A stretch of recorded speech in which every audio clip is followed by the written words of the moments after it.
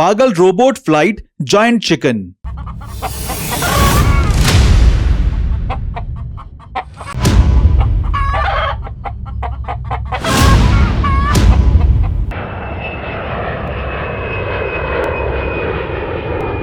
एक गांव में जग्गू नाम का मैकेनिकल इंजीनियर रहता था।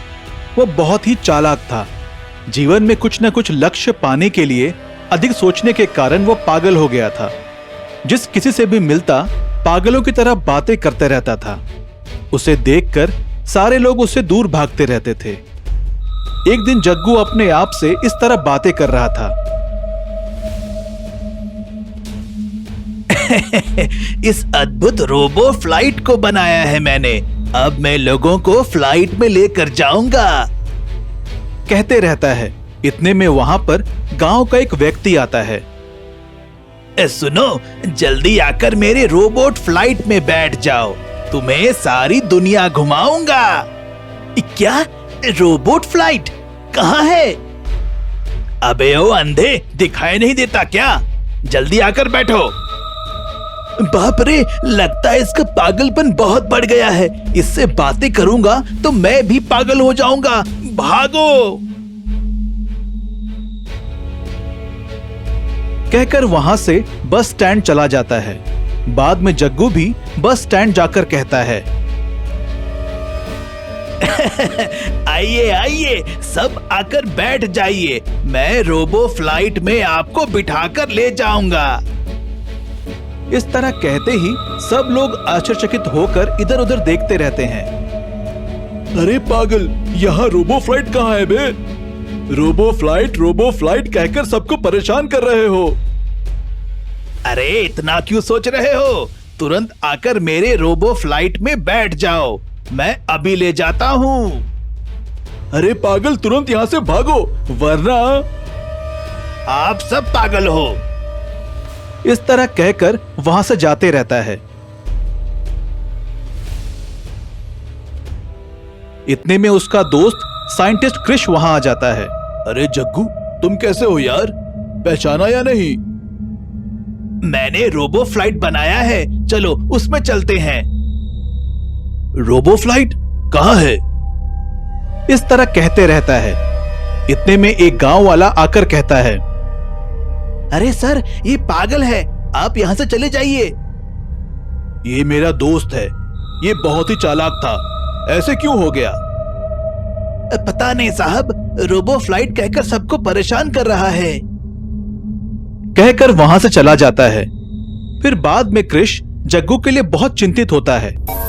कुछ दिन के बाद क्रिश कहता है, अरे जग्गू, तुम्हारा सपना पूरा करने के लिए मैं भी प्रयत्न करूंगा। दोनों मिलकर रोबोट फ्लाइट को बनाएंगे।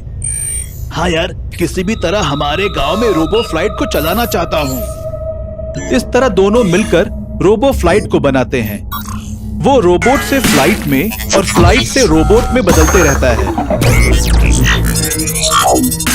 फिर बाद में रोबो फ्लाइट को लेकर गांव जाता है।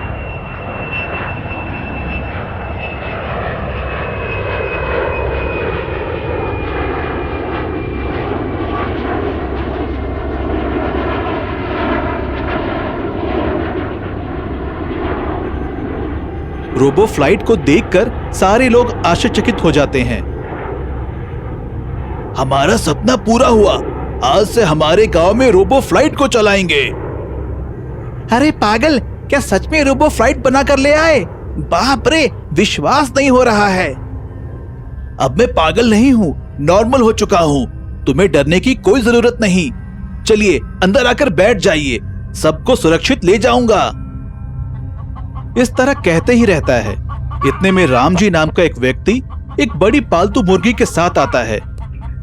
क्यों भाई, मेरे साथ ये जायंट मुर्गी को भी ले जाना है। बाप रे, इतनी बड़ी मुर्गी को फ्लाइट पे ले जाना है? मेरी फ्लाइट खराब हो जाएगी।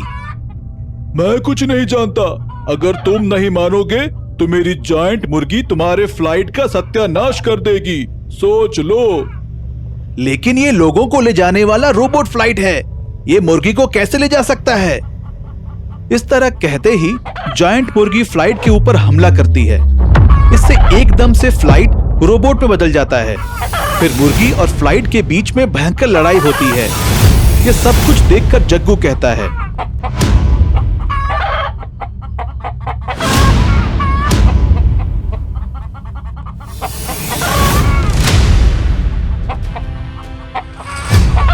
बाप रे, तुम्हारी जायंट मुर्गी तो बहुत खतरनाक है। मुर्गी को भी साथ ले जाता हूँ। मुर्गी फ्लाइट को रोक देती है, फिर बाद में जायंट मुर्गी को लेकर जाता है। तब से जग्गू अपने रोबो फ्लाइट में सभी गांव वालों को ले जाते रहता है। इस तरह कुछ ही दिनों में बहुत अच्छा नाम कमा लेता है।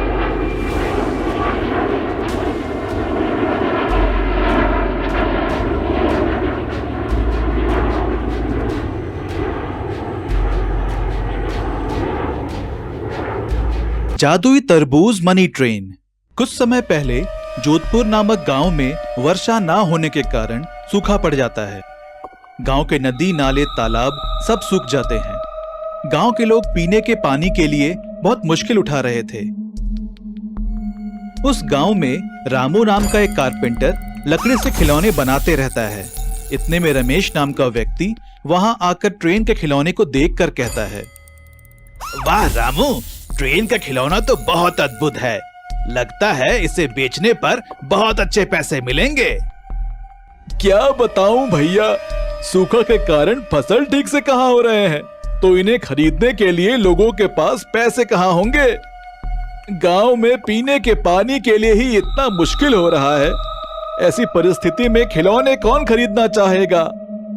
बिल्कुल ठीक कहा रामू, सारा गांव बहुत कष्ट में है। इतने में वहां एक स्वामी जी आते हैं। बेटा, बहुत प्यास लगी है, थोड़ा पानी दे दो। क्या बताएं स्वामी जी, 2 साल से गांव में सूखा पड़ा है। पीने का एक कतरा पानी भी मिलना मुश्किल है। लोग प्यास से मर रहे हैं। मेरे पास थोड़ा सा पानी है, मैं आपको दे रहा हूँ। दया करके कोई उपाय बताइए। हाँ, आप चिंता ना करो, आपकी सारी समस्याएं दूर होने का मार्ग दिखाता हूँ। अरे वाह, ये ट्रेन तो बहुत अद्भुत है। अभी इसे तरबूज ट्रेन में बदल देता हूँ।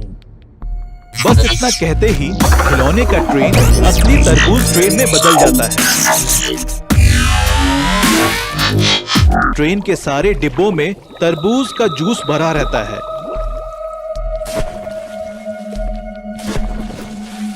इसे देखकर रामू और रमेश आश्चर्यचकित हो जाते हैं। देखो बेटा, ये एक मैजिकल वाटरमेलन मनी ट्रेन है। ये आपकी प्यास बुझाएगा और आपके लिए आवश्यक पैसा भी देगा। वाह, अद्भुत, महाअद्भुत स्वामी जी। हम सब जीवन भर आपका आभार रहेंगे। हमारे कष्टों को दूर किया तो आपके लिए एक आश्रम बनाएंगे। नहीं नहीं बेटा, लोगों के कष्ट दूर करना ही मेरा कर्तव्य है। लोक कल्याण के लिए ही सारी दुनिया का भ्रमण करना मेरा काम है। अभी मैं चलता हूँ। फिर स्वामी जी वहां से चले जाते हैं। बाद में मैजिकल वाटरमेलन मनी ट्रेन को लेकर रामू गांव के चौराहे पर आता है। उसे देखकर सारे लोग आश्चर्यचकित हो जाते हैं। सभी लोग तरबूज का जूस ले जाते हैं।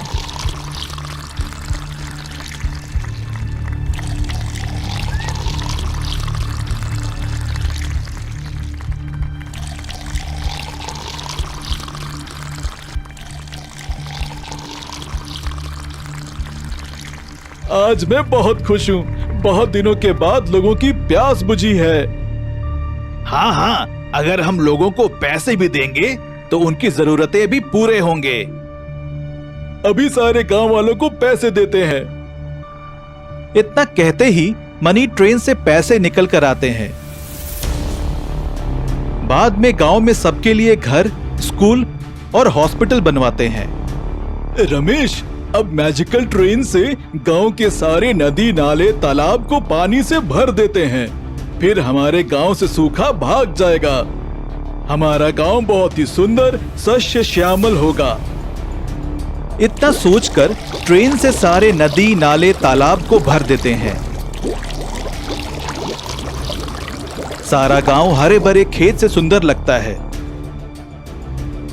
सारे गांव वाले रामू और रमेश की प्रशंसा करने लगते हैं। यह देखकर गांव का मुखिया राम जी को बहुत ईर्ष्या होती है। छी छी, सारे गांव वाले रामू और रमेश की प्रशंसा कर रहे हैं। उस जादुई ट्रेन से सब पर जादू कर रहे हैं। लगता है अब मेरी बात कोई नहीं मानेगा। अभी उस ट्रेन का सत्यानाश करता हूँ, तभी मुझे मन में शांति मिलेगी। इतना सोचकर ट्रेन का विनाश करते रहता है। इतने में गांव वाले देखकर राम जी की पिटाई करते हैं। अरे और राम जी, मूर्ख कहीं के! अरे जादुई ट्रेन के कारण ही आज हम सूखे से बचे हैं। तुम उस ट्रेन का ही विनाश करना चाहते हो? तुम गांव में रहने के लायक नहीं।